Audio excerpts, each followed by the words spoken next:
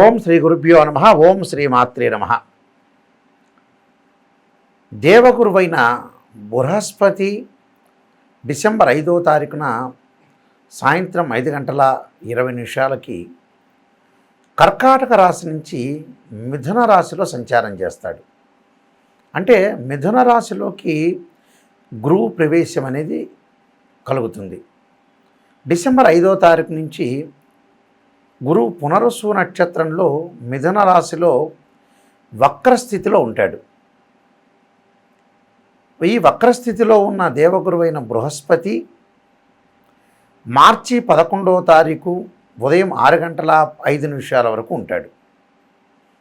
అంటే రమారమి 95 రోజుల పాటు దేవగురువైన బృహస్పతి మిథున రాశిలో వక్రస్థితిలో పునరుసు నక్షత్రంలో ఉంటాడు. ఈ నక్షత్రంలో ఉండటం వల్ల పునరుసు నక్షత్రానికి అధిపతి కూడా గురువే. ఆ గురువు బుధుడి యొక్క క్షేత్రంలో గురువు యొక్క నక్షత్రంలో మిథున రాశిలో గురువు యొక్క సంచారం అది వక్రస్థితిలో ఉండటం వల్ల ఎలాంటి ఫలితాలు కలుగుతాయో మనం ఒకసారి ద్వాదశ రాశుల వాళ్ళందరికీ కూడా ఏ విధమైన ఫలితాలు కలుగుతాయో తెలుసుకుందాం. గురువు ధనకారకుడు, సంతానకారకుడు, ద్వితీయ భావాధిపతి, అలానే పంచమ భావాధిపతి, లాభ భాగ్యాధిపతులైన గురువు మరి వక్రస్థితిలో ఉండగా ఏ విధంగా ఉండబోతుంది. సహజంగా చాలామంది కూడా వక్రస్థితి అంటే ఏమిటి అని అంటే, అంతరిక్షంలో 2 గ్రహాలు ముందుకు వెళుతూ ఉండగా ఒక గ్రహము 80 వేగంతో వెళుతూ ఉండగా స్పీడ్లో వెళ్తుండగా 80 స్పీడ్లో వెళ్తుండగా ఇంకొకటి 80 రెండోది కూడా 80 స్పీడ్లో ఉండగా ఒకటి 60 కిలోమీటర్ల వేగంతో అంటే 60 స్పీడు అనేది వెనక్కి తగ్గుతూ ఉంటుంది. అంటే ఒక గ్రహం అనేది ముందుకు వెళుతూ ఉండగా ఇంకో గ్రహం దాని యొక్క వేగం తగ్గితే ఆ గ్రహం మనకి కిందకున్న వాళ్ళు అంటే భూమి మీద ఉన్న వాళ్ళకి ఆ గ్రహం అనేది వెనక్కి వెళుతుందని అర్థం.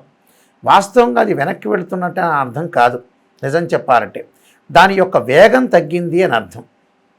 ఈ వక్రస్థితిలో ఉండటం వల్ల గురువు ఎలాంటి ఫలితాలు ఇస్తాడు అంటే ఇవన్నీ కూడా గోచారీత్యా చెప్పబడే ఫలితాలు అంటారు. ఎప్పుడు కూడా గోచారానికిను బర్త్ చార్ట్కి చాలా తేడా ఉంటుంది. మీరందరూ కూడా గమనించాలి. గోచారం అనేది 20% సపోర్ట్ ఉంటే బర్త్ చార్ట్ అనేది 80% సపోర్ట్ ఉంటుంది. ఒక చెట్టుకి వేళ్ళు ఎంత ముఖ్యమో అది బర్త్ చార్ట్. మనకి వేళ్ల తర్వాత పైన కొమ్మలు ఉంటాయి, కొమ్మలకు ఆకులు ఉంటాయి. ఆకులు వింటర్ సీజన్లో మనకి రెయిన్ సీజన్లో ఎప్పుడు కూడా ఆకులు వస్తూ ఉంటాయి.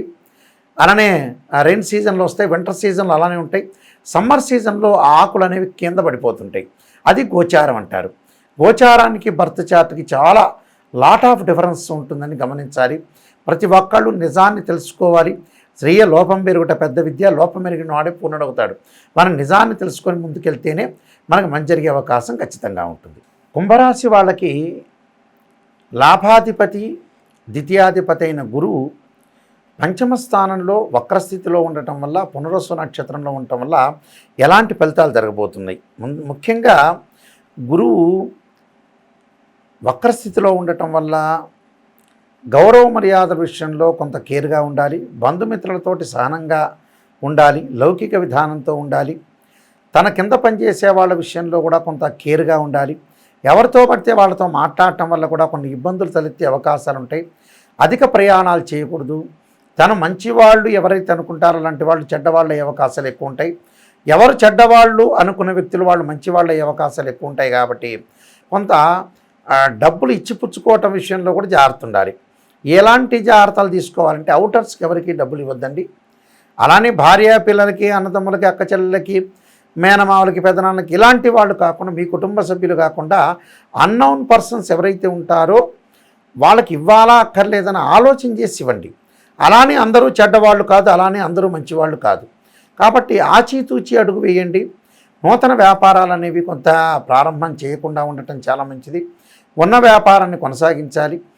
నిరుద్యోగులకు ఉద్యోగ అవకాశాలు వస్తాయి. కానీ ఆ నిరుద్యోగులకు కూడా ముఖ్యంగా వాళ్ళు అనుకున్నంత ఆశించినంత జాబు రాదు. బంగారు ఆభరణాలు కొనుగోలు చేస్తారు, దుస్తులు కొనుగోలు చేస్తారు, ఇళ్ల నిర్మాణం చేపట్టబడే అవకాశాలు కూడా ఎక్కువ ఉంటాయి. అంటే శ్లోక రూపంలో మనం చూసుకున్నట్టయితే యాచనం బుద్ధి చాంచల్యం తేజోహానిం ధన వ్యయం అన్నారు. ధనం ఖర్చే అవకాశాలు ఎక్కువ ఉంటాయి, అపకీర్తి కలిగే అవకాశాలు ఎక్కువ ఉంటాయి, ఖర్చు చేసే అవకాశాలు ఎక్కువ ఉంటాయి, స్థానచలనం జరిగే అవకాశాలు ఉంటాయి. కలహాలు జరగకుండా చూసుకోండి అని అర్థం. అంటే దేశ త్యాగంచ కలహం అన్నారు. అంటే కలహాలు కలగకుండా, గొడవలు జరగకుండా, కోర్టు సమస్యలు పోలీస్ స్టేషన్కి వెళ్లకుండా జాగ్రత్త పడండి. ఫైనాన్షియల్ డిపార్ట్మెంట్ పనిచేస్తున్న వ్యక్తులకు కానీ, ఉపాధ్యాయులకు కానీ, టీచర్స్ కానీ, ప్రొఫెసర్స్ కానీ వాళ్ళందరూ కూడా బహుజాగ్రత్తగా ఉండాలి.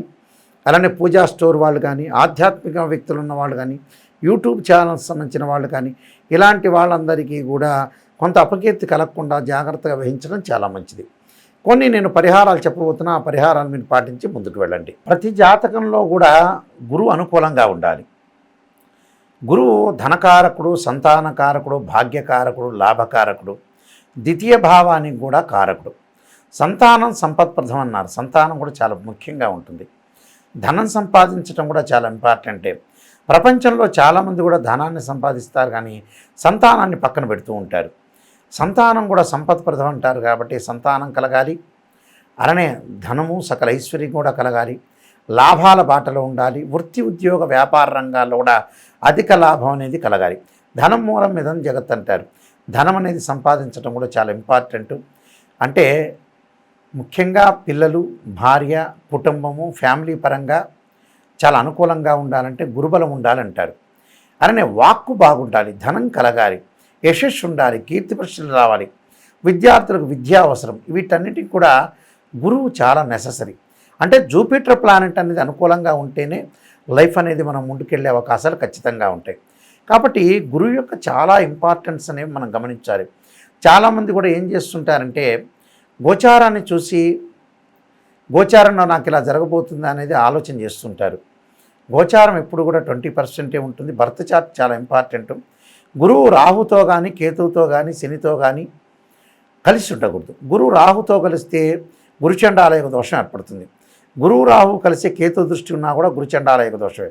గురువు కేతువు కలిసి రాహు దృష్టి ఉంటే కూడా గురుచండాలయోగ దోషమే ఏర్పడుతుంది. కాబట్టి గురువు రాహుని చూడకూడదు. అలానే ఇక్కడ రాహు గురువుని చూడకూడదు.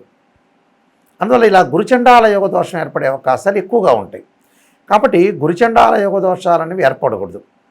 ఎందుకంటే గురువు యొక్క దృష్టి అనేది రాహు మీద ఉంటే కూడా గురుచండాల యోగ దోషం ఏర్పడుతుంది. అదొకటి గమనించాలి. గురువు అశ్వని, మఖ, మూల, ఆరుద్ర, స్వాతి, శతభిష నక్షత్రం, అలానే పుష్యమి, అనురాధ, ఉత్తరాభాద్ర నక్షత్రంలో కూడా ఉండకూడదు. అంటే గురువు రాహు నక్షత్రాల్లో కానీ, కేతు నక్షత్రాల్లో కానీ, అలానే శని నక్షత్రాల్లో కూడా గురువు ఉండకూడదు. ఒక జాతకంలో గురువు 6, 8, 12 స్థానాల్లో గురుదోషం అనేది ఉండకూడదు. గురువు మంచి శుభస్థానంలో ఉంటే చాలా మంచి జరిగే అవకాశాలు ఎక్కువ ఉంటాయి. గురువు కూడా ఏదైతే నక్షత్రాలు ఉన్నాయో రాహు నక్షత్రాలు కానీ, కేతు నక్షత్రాలు కానీ, శని నక్షత్రాల్లో ఉండకుండా ఉండటం చాలా మంచిది. కాబట్టి గురువు మన జాతకంలో బాగలేదు అని అంటే ఖచ్చితంగా గురువుకు పరిహారం చేసుకొని ముందుకు వెళ్ళాలి. ఎలాంటి పరిహారాలు చేసుకోవాలి అంటే బృహస్పతి పాశుపతాస్త్ర రుద్రాభిషేకం, బృహస్పతి జపము, శనగలుతో చేసిన వంటకాలని దానం చేయటం, అలానే దేవానాంచ ఋషీనాంచ గురుకాంచన సన్నిభం బుద్ధిమతం త్రిలోకేశం తం నమామి బృహస్పతిం అనే మంత్రాన్ని తప్పకుండా చదువుకోవటం. దాంతోపాటు రావి సమిధలతోటి బృహస్పతి పాశుపతాస్త్ర హోమం చేయటం, శనగలు దానం చేయటం, అలానే దేవగురు అయిన బృహస్పతికి సంబంధించిన ప్రీతికరమైన వస్తువులు దానం చేయటం, గురువారం రోజు నవగ్రహాల యొక్క ప్రదర్శన చేయటం, అలానే గురువు యొక్క ఆరాధన, దత్తాత్రేయ స్వామి యొక్క పారణం, దత్త కవచాన్ని చదువుకోవటం, అలానే దేవాలయాల్లో ప్రదర్శన చేయటం కూడా చాలా మంచిది. అంటే ఇవన్నీ కూడా చేయటం వల్ల ఏంటంటే మనకి గురువు యొక్క అనుకూలత అనేది ఒకటి ఉంటుంది. మీరు అన్ని విషయాలు సక్రమంగా గమనించండి. నా ఫోన్ నెంబర్ ఇచ్చాను, నా వెబ్సైట్ని కూడా మీరు చూడండి. www.nayakanti.com, www.nayakanti.in అని కూడా చూడండి. నేను ఎన్నో బుక్స్ అనేవి రాశాను. దానిలో మోహన్ పబ్లికేషన్ వాళ్ళ దగ్గర కాలసర్పయోగ చంద్రిక, కాలసర్పయోగము, రాహుకేతులు, ఛాయాగ్రహాలు, వివాహ మార్తాండము, జాతక చంద్రిక, పుత్ర గణపతి వ్రతము, అలానే సర్వదేవతా గోత్రులు పార్ట్ 1 పార్ట్ 2, స్వప్నశాస్త్ర ఫలదీపిక ఇలాంటివి, అలానే బృహత్ పరిహార సింధు అనే పుస్తకము, అలానే నవగ్రహాలకు ఎలాంటి పారాయణం చేయాలని కూడా నేను రాశాను. ఈ పుస్తకాలన్నీ కూడా మా దగ్గర లభ్యమవుతాయి. అలానే మోహన్ పబ్లికేషన్ కోటగుమ్మం రాజమండ్రి వాళ్ళ దగ్గర కూడా ఈ పుస్తకాలన్నీ కూడా అవైలబిలిటీ ఉంటాయి. జాతకాన్ని తెలుసుకునే వాళ్ళు ఎప్పుడూ కూడా జీవితంలో మీరు ఒక క్లారిటీ తెలుసుకోండి. పదే పదే నేను రిపీట్గా చెబుతున్నాను సీరియస్గా. బర్త్ చార్ట్ చాలా ముఖ్యము. ఏ జ్యోతిష్యుడైనా కూడా మ్యాథమెటికల్ క్యాలిక్యులేషన్ వేసి జాతకాన్ని D16 చార్ట్స్ ఉంటాయి.